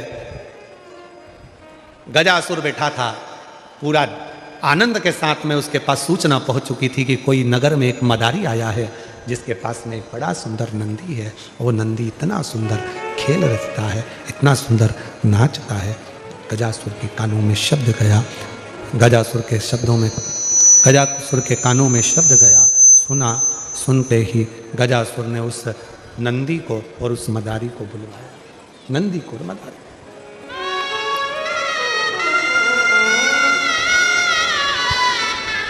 भगवान नारायण ने अपनी बंसी का नाद किया।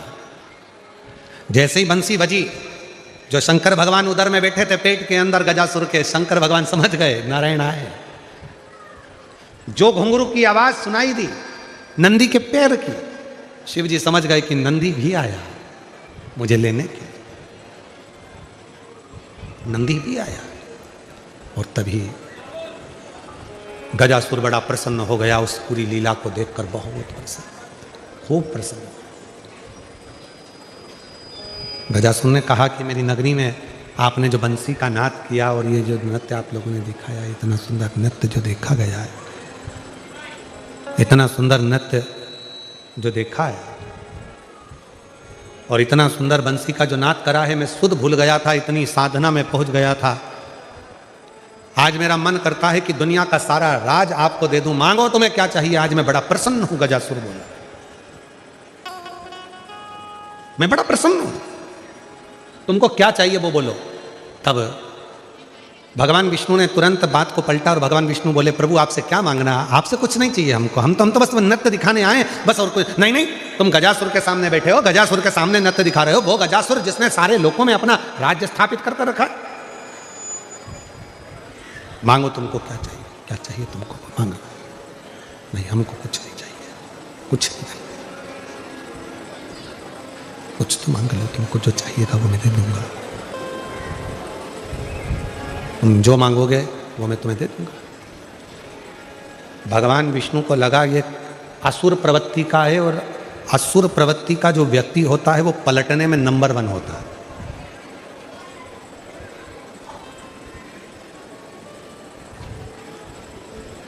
असुर प्रवृत्ति का जो व्यक्ति होता है ना, वो पलटने में नंबर 1 होता है। कई कई घरों में लोग ऐसे होते हैं जिनको सुंदर कांड अच्छा लगता है, और कई कई घरों में लोग ऐसे रहते हैं जिन्हें लंका कांड अच्छा लगता है। दोनों तरह के लोग हैं। और कई कई जगह पर ऐसे भी हैं कि जिनको सुंदर कांड पढ़ते पढ़ते पढ़ते पढ़ते कब लंका कांड चालू हो जाती मालूम ही नहीं पड़ता है।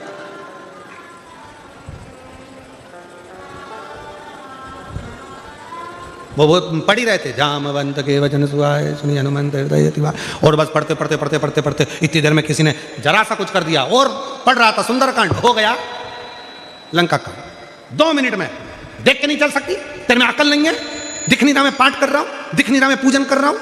इतने में पत्नी ने हाथ जोड़कर बोला, सुंदरकांड करो ना, काहे को लंका कांड करते हो, सुंदरकांड करो।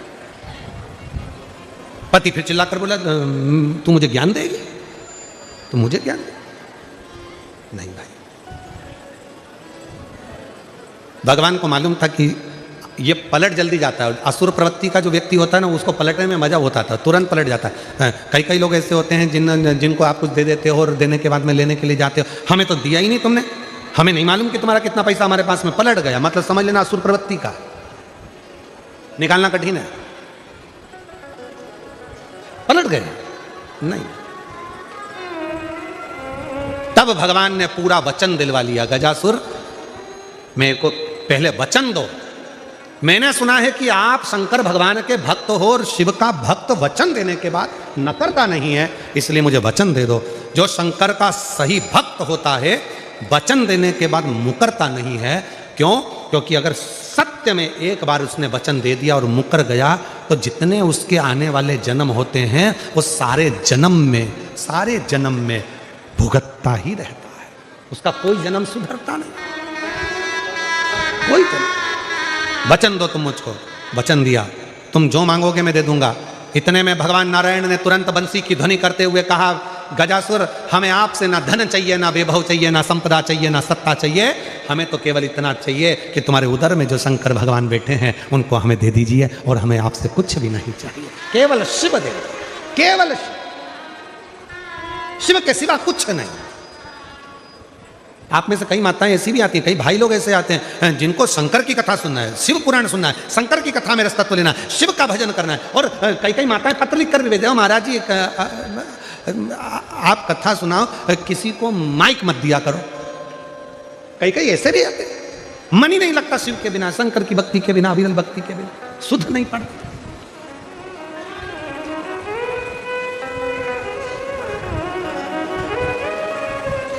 और शिव के सिवा कहीं दिल ना लगाना, शिव के सिवा कहीं दिल ना लगाना, वरना पड़ेगा तुझे आंसू बहाना, वरना पड़ेगा तुझे आंसू बहाना, शिव के सिवा कहीं दिल ना लगाना।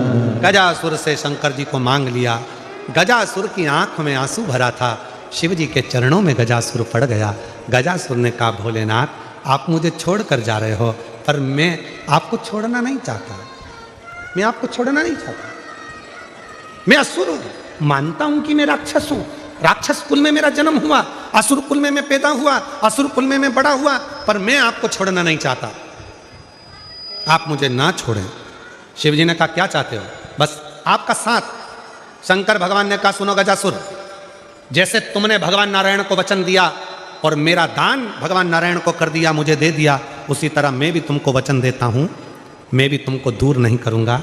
एक दिन माता पार्वती के शरीर से जब उपटन से एक बालक जन्म लेगा विनायक, उसका सिर काट दूंगा और वो कटा हुआ सिर कहीं जाकर गिरेगा, तब गजासुर मेरे गण आएंगे और तुम्हारा हाथी का मस्तक काटकर मेरे बेटे के शरीर पर लगा देंगे। तुम मेरे साथ में जीवन पर्यंत रहो। जीवन आप लोग गणेश जी बिठाते हो? अरे बोलो तो जम के। कोई आपसे पूछे कि ये गणेश जी के मस्तक पर जो हाथी का मुख लगा है किसका है, तो आपको बताना चाहिए कि ये गजासुर का है।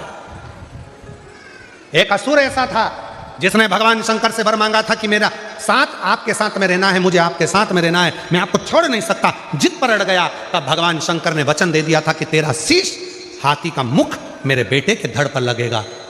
कहा प्रभु कोई ऐसा होता है जिसको अपने बेटे का मुख हटाकर मेरा हाथी का मुख कौन लगाएगा? शंकर भगवान कहते हैं मैं अपने बेटे का अच्छा मुख हटाकर हाथी का मुख लगा दूंगा, पर तुझे मैं अपने साथ में जीवन पर्यंत रखूंगा, अपने साथ रखूंगा। और वो गजासुर का मुख शिव ने अपने बेटे के मस्तक पर शीश कटते ही उस हाथी के मुख को लगा दिया। हाथी के क्या ना देश है। सती मैया जलकर भस्म हुई, हिमालय राज के घर में पार्वती के नाम से विख्यात हुई। पार्वती मैया ने शंकर भगवान की साधना कर कर उनको प्राप्त करने के लिए तप किया। तब भगवान देवादिदेव महादेव दूल्हा बनकर गए हैं और पार्वती मैया दुल्हन बनी है। भगवान शंकर और पार्वती का मंगल विवाह हो रहा है। जोरदार ताली बजाकर साधुवाद करिए शिव जी के मंगल विवाह का प्रसंग। माँ पार्वती जी शिव जी के गले में जयमाला पिना रही हैं, भगवान शंकर के गले में जयमाला दे रही हैं माता पार्वती जी। जोरदार ताली बजाकर स्वागत करिए माँ जगत जननी अम्बा जगदम्बा पार्वती जी का। शिव जी के गले में जयमाला पिनाई है माता पार्वती जी, और पार्वती जी ने शिव जी के गले में माला पिनाई। जोरदार ताली बजाकर साधुवाद। हर हर महादेव। भगवान शिव की यह पवित्र कथा आज तृतीय दिवस तीसरा दिन विराम ले रहा है। कल कथा का चौथा दिन रहेगा। बड़े भाव से कथा का लाभ लें और अपने जीवन को धन्य बनाएं। ठीक 2 बजे से 5 बजे तक की कथा का लाभ लेकर अपने जीवन को धन्य बनाएं। यही बाबा की कृपा। सूरत नगर गुजरात में यह पवित्र कथा दिव्यता और भव्यता के साथ हो रही है। हर हर महादेव। आरती का क्रम प्रारंभ होगा। जय श्री राधे। हमारे साउंड बीच वाले में- साउंड कल सही सुधारिए लगभग साउंड। हमारे बीच में संत श्री सतुधाम सूरत से पधारे हैं। बहुत बहुत स्वागत, वंदन, अभिनंदन। पूज्य जन मंगल स्वामी जी हमारे बीच में पधारे हैं। पूज्य अखिलेश स्वामी जी हमारे बीच में पधारे हैं। परम पूज्य सुनैन स्वामी जी भी हमारे बीच में पधारे हैं। स्वागत, वंदन, अभिनंदन। मैं निवेदन करूंगा व्यासपीठ के समक्ष आए, व्यासपीठ का पूजन करें और इसी क्रम के साथ हम सब भी आरती में जुड़ेंगे, आरती का आनंद लेंगे।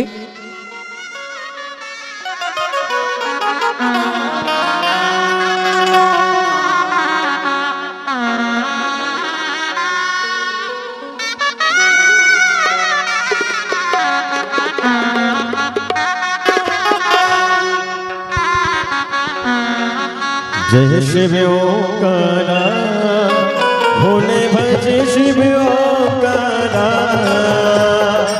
ब्रह्मा विष्णु सदा शिव, भोले भोलेनाथ महाशिव। हरे रागे राधा, ओम हरे हरे हरे महादेव। हे कानन चतुरानन, पंचानन राजे, भोले पंचानन राजे। हंसासन गरुड़ासन, हंसासन गरुड़ासन। विश्वान साजे, ओम हरे हरे हरे महादेव। दो भुज चार चतुर भुज, 10 बुद्धि अति सोहे। भोले 10 बुद्धि अति सोहे। तीनों रूप निरखता, भोले जी का रूप निरखता। विभुवन जन मोहे, ओम हरे हरे हरे महादेव। अक्षमाला वनमाला, निमाला धारी।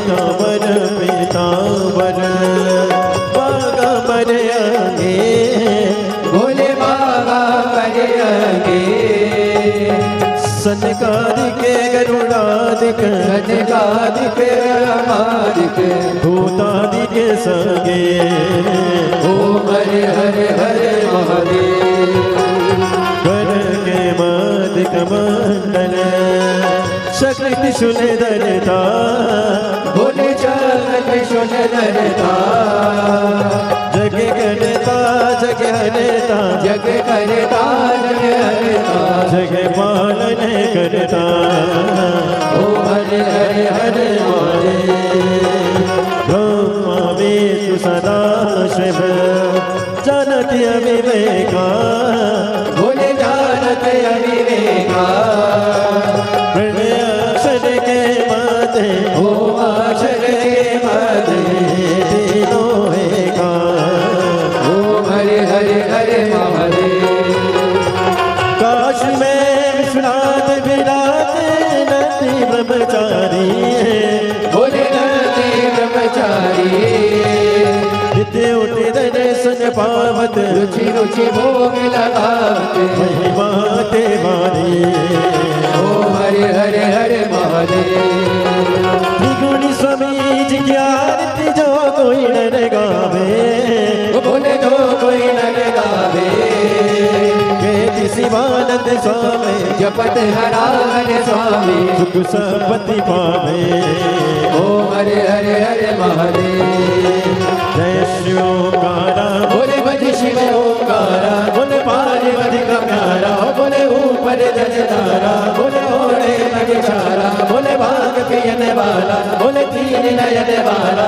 बोले एक नयन वाला बोले भक्त प्रतिपाला बोले मैं गौरव प्यासा ब्रह्मा विष्णु सदा शिव बोले भोलेनाथ महाशिव हरे नाम के दारा ओम हरे हरे हरे महादेव कर्पूर गौरव करुणावतारम संसार सारम भगेत्या सदा वसंतम हृदयानंदे भवं भवानी सहितं नमामि अच्युतं केशवं रामनारायणं कृष्णदामोदरं वासुदेवं श्रीधरं माधवं गोपीनाथं जानकीनायकं श्रीरामचन्द्रं हरे राम राम राम हरे कृष्ण कृष्ण हरे हरे राम राम हरे हरे कृष्ण कृष्ण हरे